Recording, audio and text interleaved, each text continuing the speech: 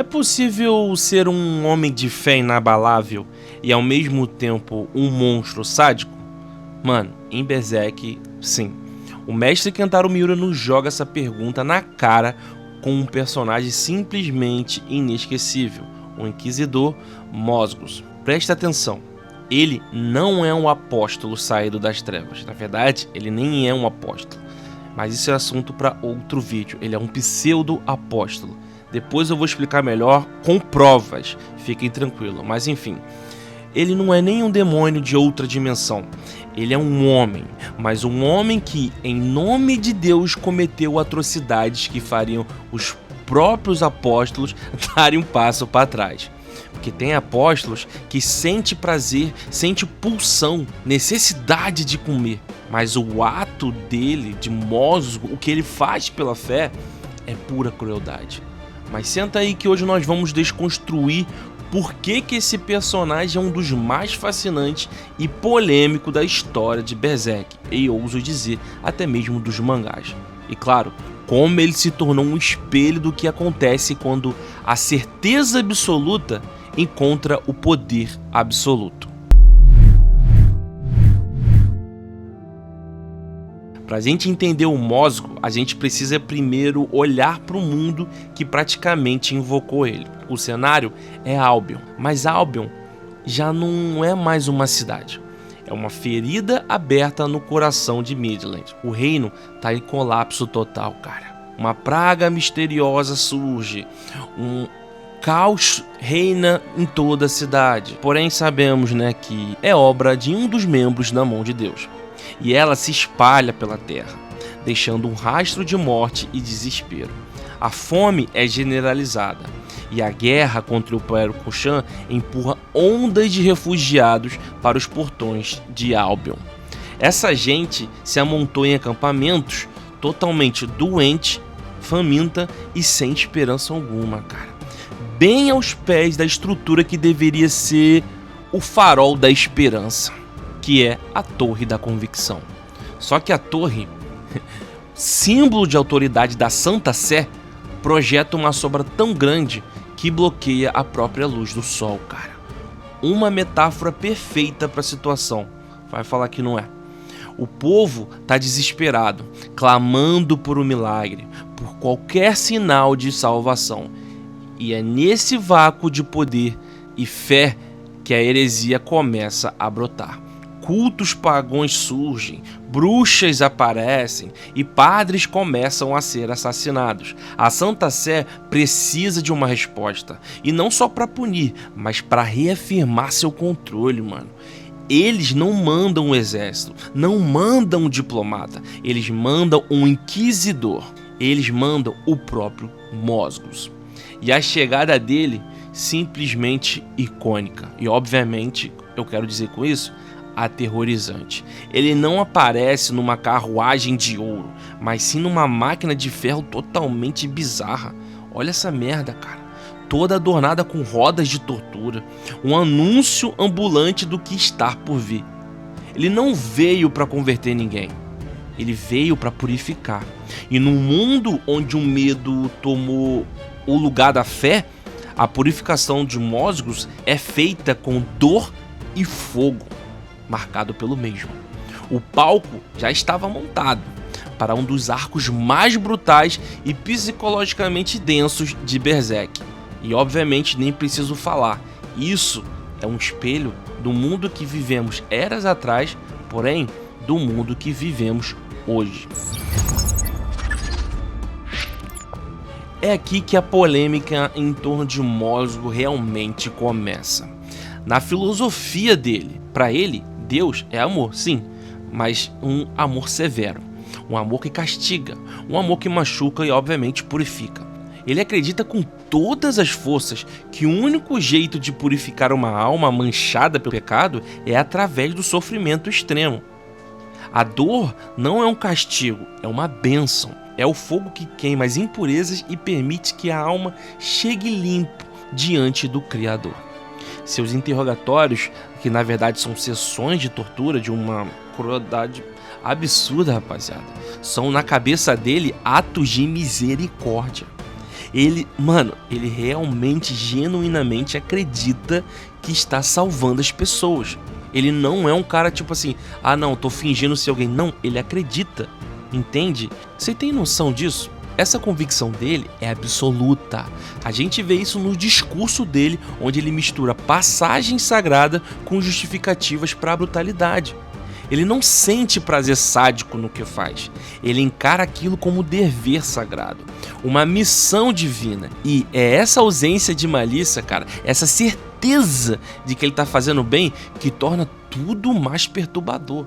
Diferente de apóstolos que abraçam a sua monstruosidade, a sua crueldade em si, Mosgro se vê como um pilar da retidão. Estamos falando de um homem que esmaga a cabeça de alguém com a sua própria Bíblia, por ter um pensamento herege, e acredita de verdade que estava defendendo a própria honra de Deus. A própria rotina dele prova o seu fanatismo, porque se ele fosse só maluco, um cara cruel que gostava de fazer crueldade, ele não praticava a dor nele mesmo. Mas se vocês não lembram, 2 vezes por dia ele faz a cerimônia de, acho que é inclinação que ele fala, né, de agachamento, não lembro, mas é onde ele bate o rosto no chão várias e várias vezes para buscar a sua própria purificação. E ele faz isso há muito tempo. Ele fez tantas vezes essa merda que deformou o seu próprio rosto, transformando uma espécie de máscara de osso e cartilagem que faz parecer ele até inumano. E isso não é para se exibir, olha como eu sou foda, olha como... Não, é simplesmente a prova para si mesmo de sua devoção. Ele vive e respira sua doutrina, sua fé. Entende? A sua própria fé não é uma desculpa para sua crueldade. Para ele, sua fé é sua crueldade, e sua crueldade é a sua fé.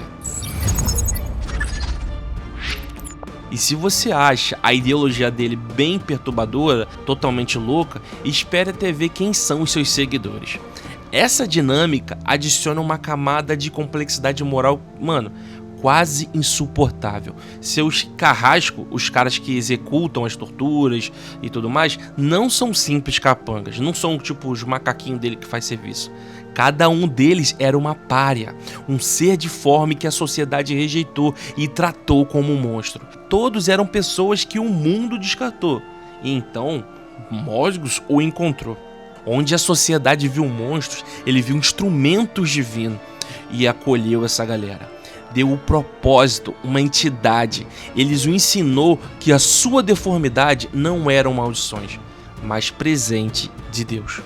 Sinais que foram escolhidos para uma missão sagrada. Ele transformou a dor e a rejeição que eles sentiram em uma arma para aplicar a justiça.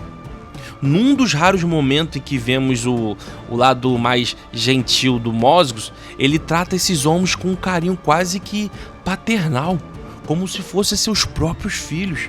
E é essa dinâmica que torna Mosgro tão complexo, complicado.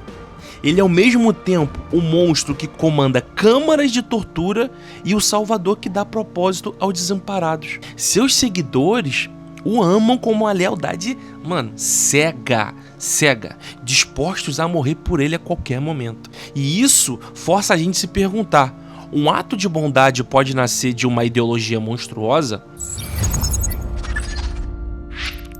E no clímax, lá na torre da convicção, tal, que todas as contradições dos personagens simplesmente explodem, e quando a torre é engolido pelas chamas e invadida por espíritos malignos, algo que ele interpreta como uma provação divina, Mosgro e seus discípulos dão de cara com algo que sua fé não consegue explicar. Guts. O que é isso? Quem é ele? De onde ele veio? Quem mandou ele? E essas perguntas não são perguntas de perante a reinos, mas sim a ações divinas. No meio do caos, o misterioso apóstolo, conhecido como o Ovo do Mundo Perfeito, aparece, vendo em Mosgro e em seus seguidores um desejo puro e absoluto, e ele lhes concede o poder que eles acreditam vir do próprio Deus. Eles se transformam. Mozgos e seus Carrascon viram pseudos apóstolos, seres com poderes sobrenaturais, mas com aparências de anjos grotescas, com asas e uma força absurda. Para Mozgos, isso não é uma corrupção demoníaca, cara. É a confirmação final de que ele é um santo, mano. Ele acredita que Deus finalmente o abençoou com uma forma angelical para poder executar seu julgamento final.